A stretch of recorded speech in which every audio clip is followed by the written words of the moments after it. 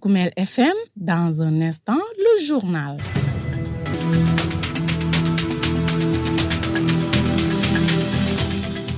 Merci de vous savoir très nombreux à l'écoute de Koumel FM, la 106.0. C'est l'heure de votre rendez-vous quotidien avec l'actualité.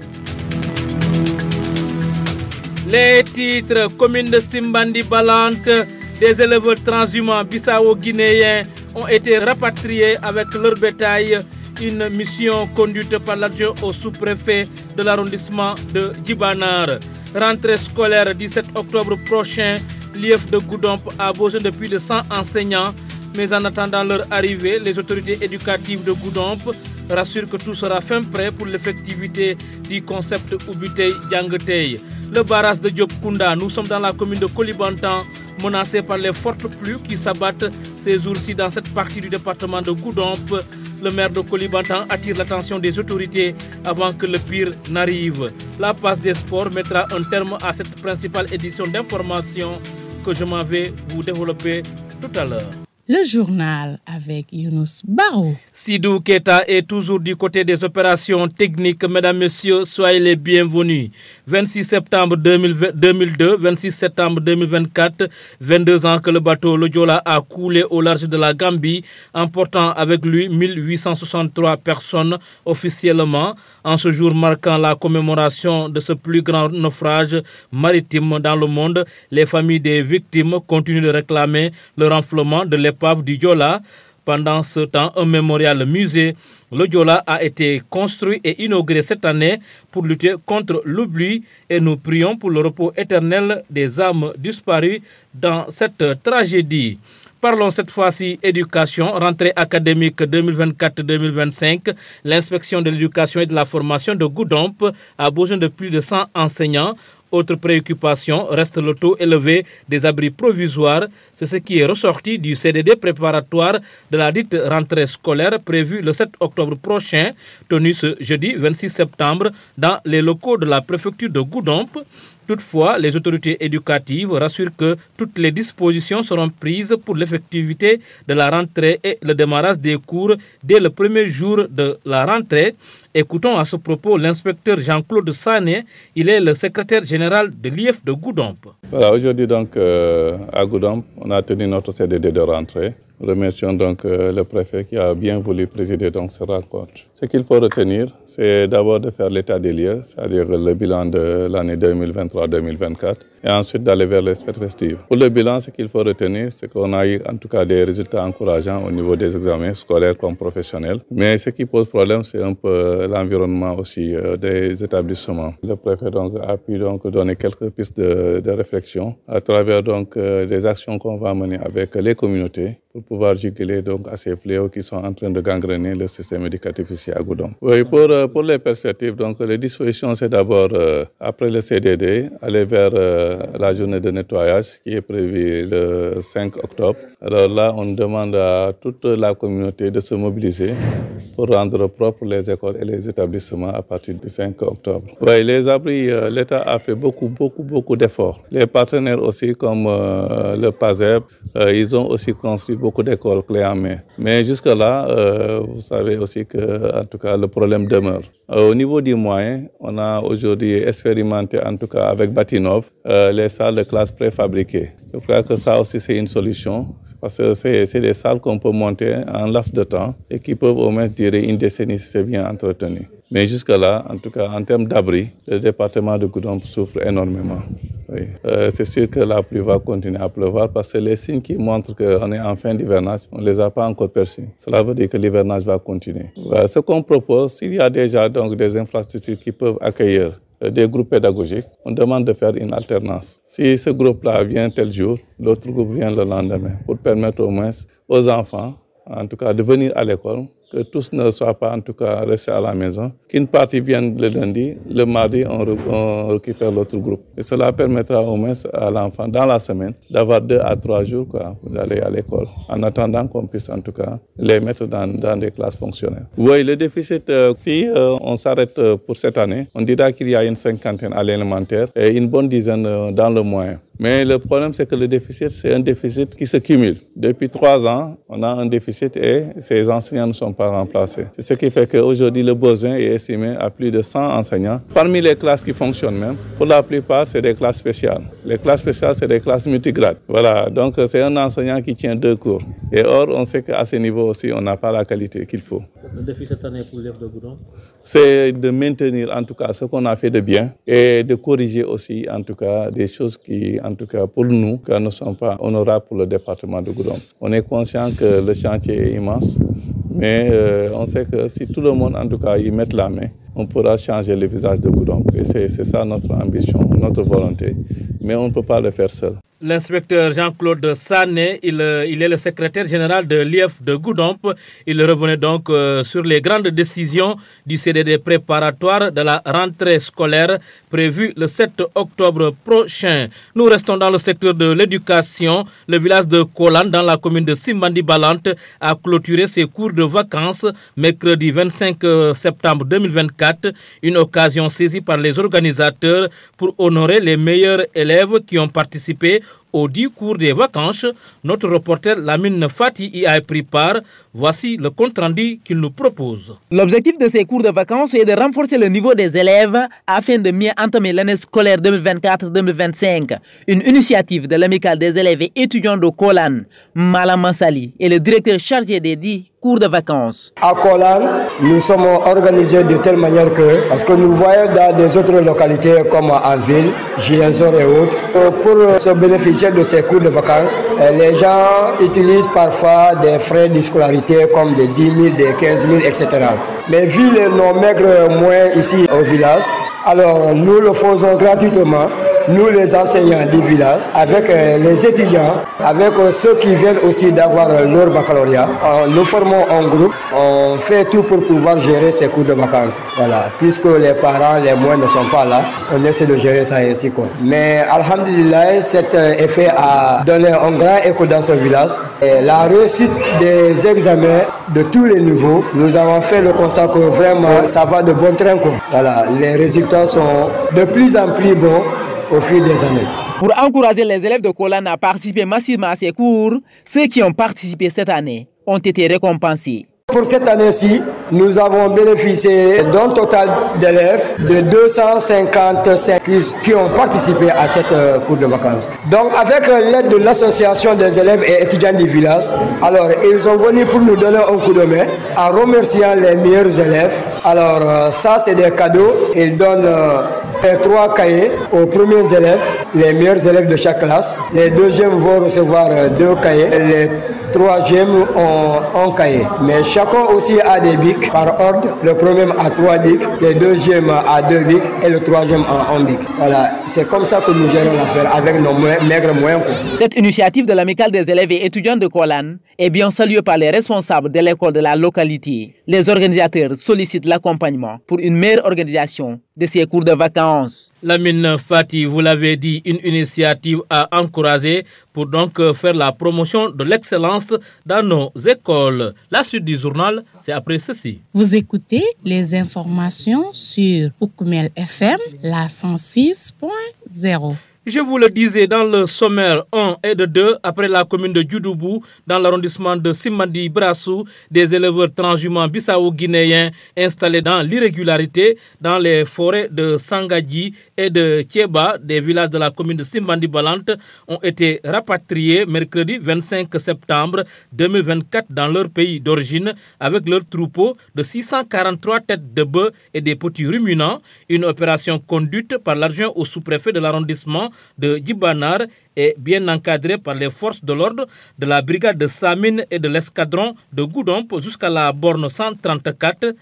L'autorité administrative justifie cela par mesure d'anticiper sur d'éventuels conflits entre les communautés vivant sur cette bande transfrontalière.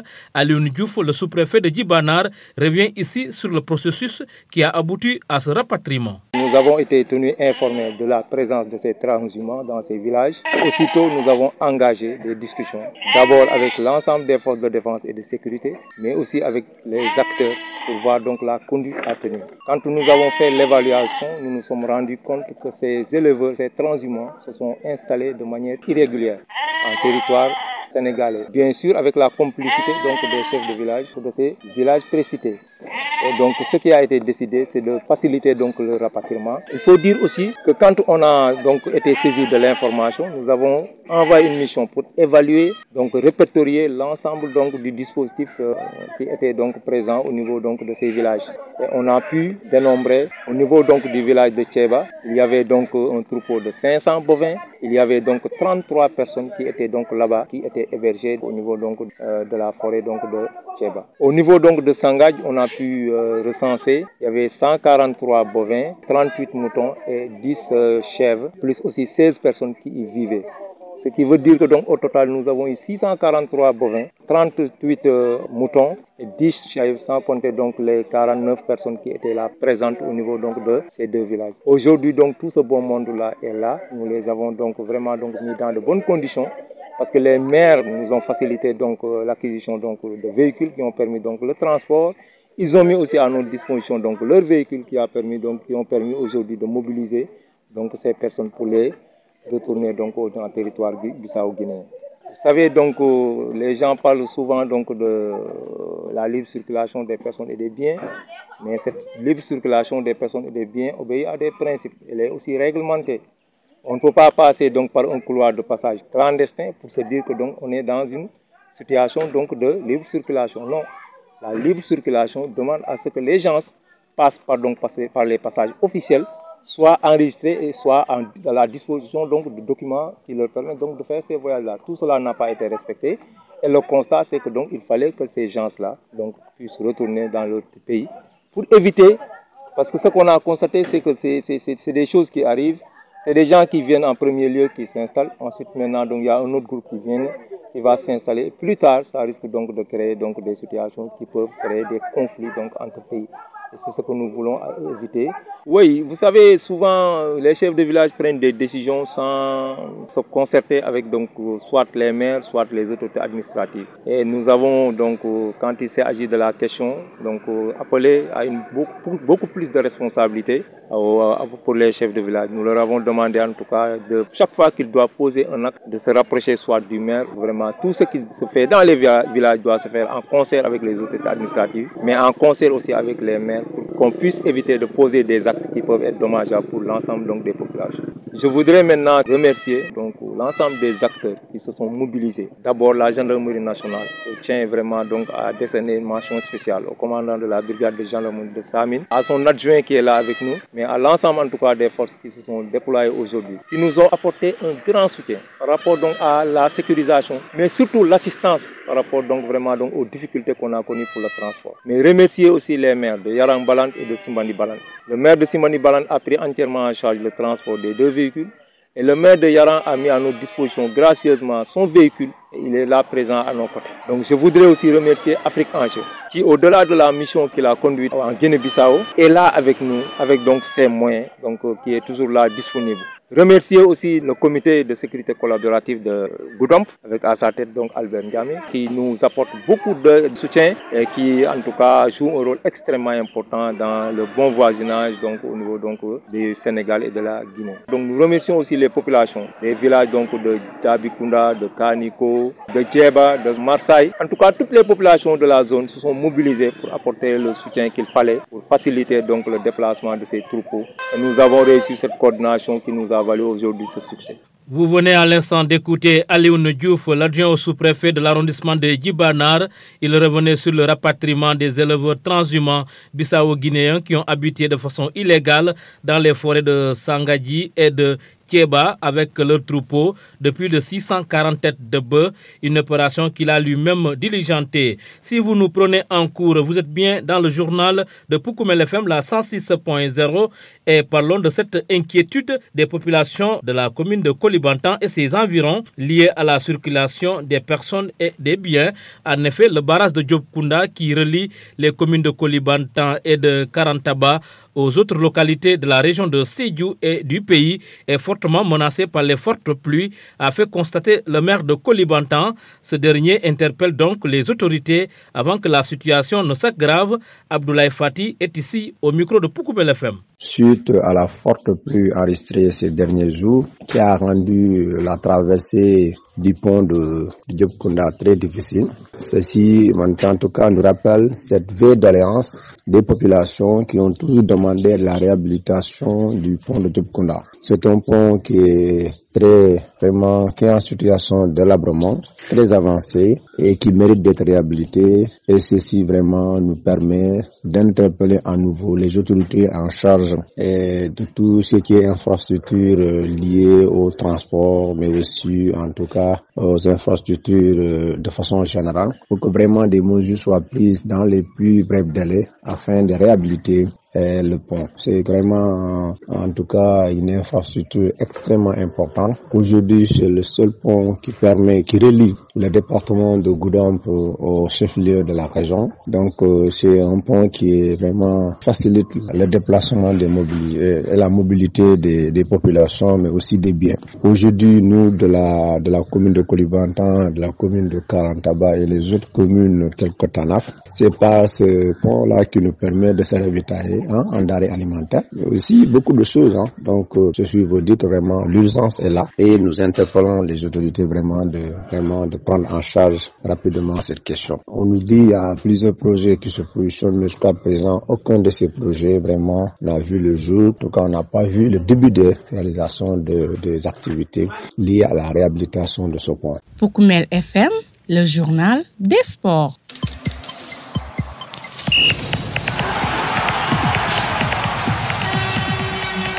Vous l'avez compris, nous allons parler cette fois-ci de sport. Et dans ce studio avec moi pour la présentation, Lamine Fati. Lamine, vous êtes prêt pour l'actualité des sports? Oui, je suis tout à fait prêt. Donc, démarrons cette actualité sportive par la Confédération africaine de football, CAF, qui a officiellement dévoilé la date des éliminatoires de la 8e édition du championnat d'Afrique des Nations CHAN, qui va se dérouler du 1er au 28 février 2025. Cette édition sera co-organisée par 3 nations de la région CECAFA, le Kenya, l'Ouganda et la Tanzanie. Les qualifications pour le tournoi commenceront avec un premier tour prévu entre le 25 et le 27 octobre 2024. Un second tour suivra immédiatement du 1er au 3 novembre 2024. Le deuxième tour des qualifications se déroulera ensuite en 2 étapes, du 20 au 22 décembre, puis du 27 au 29 décembre 2024. Ces dates seront importantes pour les équipes africaines cherchant à décrocher leur place pour la phase finale du CHAN 2025. Continuons avec le tournoi UFAO A-U20. Le Sénégal bat la Guinée 2-0 et se qualifie pour la prochaine CAN U20 grâce à Serigne Diouf et Cheikh Thiam et valide son ticket pour la finale du tournoi UFAO A du 20 2024. Nos Lionceaux U20 se qualifient par la même occasion à la prochaine Coupe d'Afrique des Nations de leur catégorie. Voilà, c'est tout ce que nous pouvons retenir sur cette page de sport. Merci beaucoup à vous, Lamine Fati, pour cette présentation de la page des sports. Ainsi s'achève également ce journal. Mais avant de nous quitter, le rappel des titres.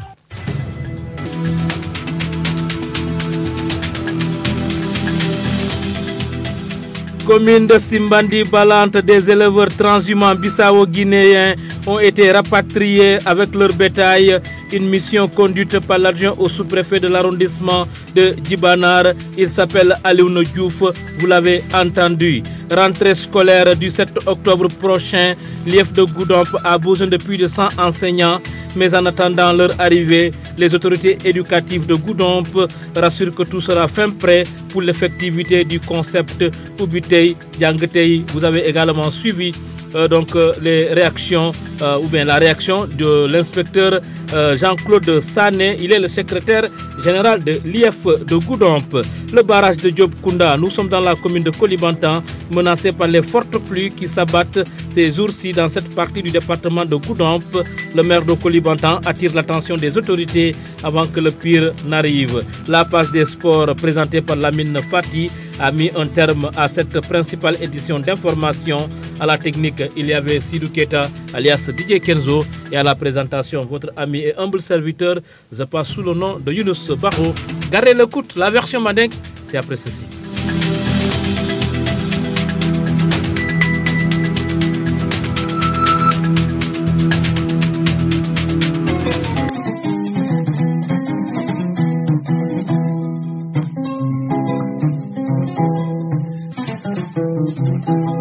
Collectif Omi yalon ko atel marta élève lani étudiant la kolan sate kono e ke ñu cours de vacances omul organisé wolon ki kerker foka dindul sondomel yirwandi jani ay kolo dabe yella wo kamala kolan sate o karandir lal ani la étudiant inata ka funyo manyinan fanan pour ka dindul karandi wo kamala fe sondomel sayirwa je ku suute karon kono fo min satne école dairo ikana bata wo sabu kamay la kerkerero kan directeur mu yalon ko ka fay malam masali atel marta ñu cours de vacances la yo ni ajen del fangata del monsieur mulbe sa de ngoti ani na étudiant la ni cours de vacances na ku kacha parce que na jube le ko moins on mansoto yo na jube cours de vacances fala ka ke de la dolto mais wodo ka inscription jole de la dolbi je wili fula kata wili saba ban del comme na jele ko moins on mansoto del ka ke d'une manière gratuite donc jortije donc de ça de dia woli en sabaka mais pour que ndi wala ndoma nyol wala mbarli wol e fala se bénéficier no comme mulbe viloto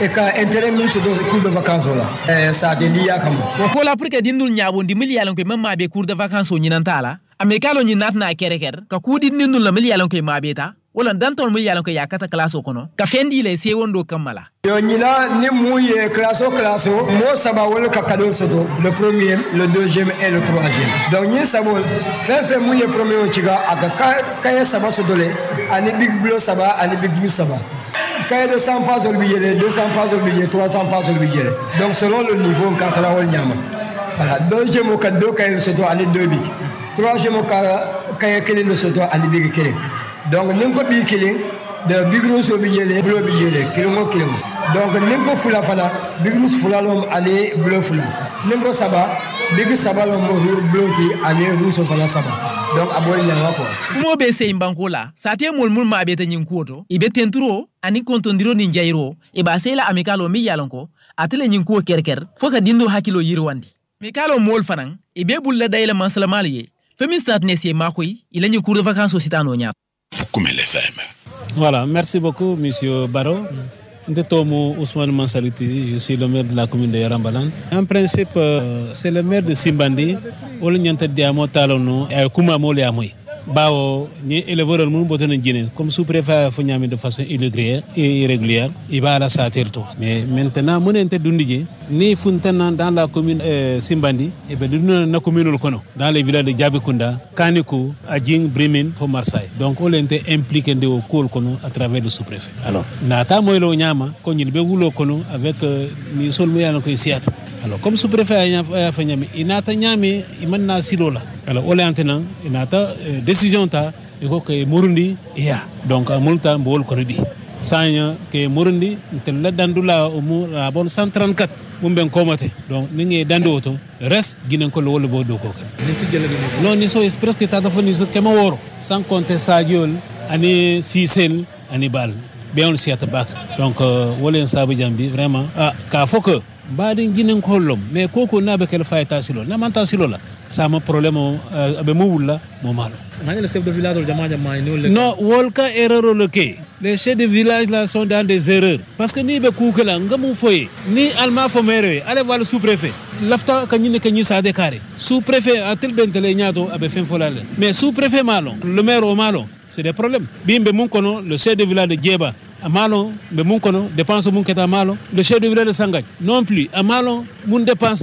pour ni fenko depuis le matin ben 5 ans be origimale be alansarola e mawlo comme sous-préfet fanyami il faut que sous-préfet kili ay kachandi ay le doko foye fen mun be kele sateto janni ba folo d'accord tale ta maire feje wala ta sous-préfet feje donc au message intel so dono kamul lancer à la garde de ce village parce que ça, ce n'est pas dire que mun dete ni mena sateti bakela donc il faut que nous marquons pour que nous de découvrir kayon fan ni sol borin je dinul budget famille long les conditions hygiéniques wolo balafa warta je disais à mon adjoint là kabringe kile ils sont en séminaire nka ko ngalono beter kila dabo mantrata tellement que kabringa dinul je en pleine brousse de nous be balula nyami dinul batale en pleine brousse avec l'humidité là wala mbalafa mbene dame sa jeba mamaro lun bije ko kabri futa inu kumbole kumbotale fo on fa ya seria vraiment ñil balafa dunta et ñil fengote ñi musol jibe ñi en pleine brousse avec les enfants de rien du tout alma sonner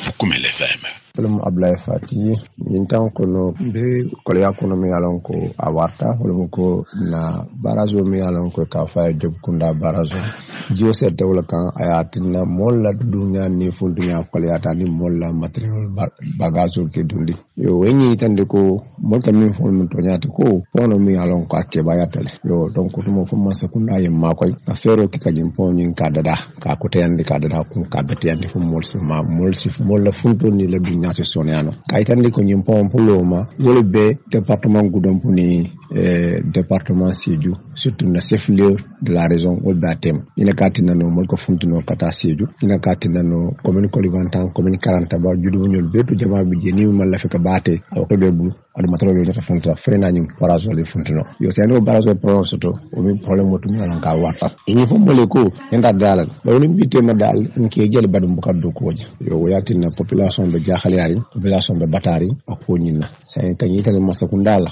e fen ni adare tele motasa do ko la fannan ci fero ke bulu don ko to ye makoy fu mbat ni barazo nyaade dano ay ke population be na fa fen al nyaajar image to e barazo ni oro mol ka tambije aka ko le baake et puis ni jio continue ni jio ma arrêter waaje la fa batna mol de tamino la yo donc ko on dit masakunda ko la ñaton ko balla mi alon ko ministre o mi marta infrastructure la ay makoy fu mbat ni projet mi alon kon ka fa pour la réhabilitation du barrage de Djokunda avec kutumi alonko avec toñata parce que kadaketa killo kele en kafunyo kille flo mero milalonko ni tanta jela kana mero janna mero abo préfet na tanya sous préfet ko man ko konfaye ani nya banko alfa ngalo ko man de kafoy bari min toñata mi yenda kawon ko e fero ko nyama fo mbat ni sila asido kuno ni baraso sido kuno parce que population no kole bunda bala mi jeti population no kole bala buje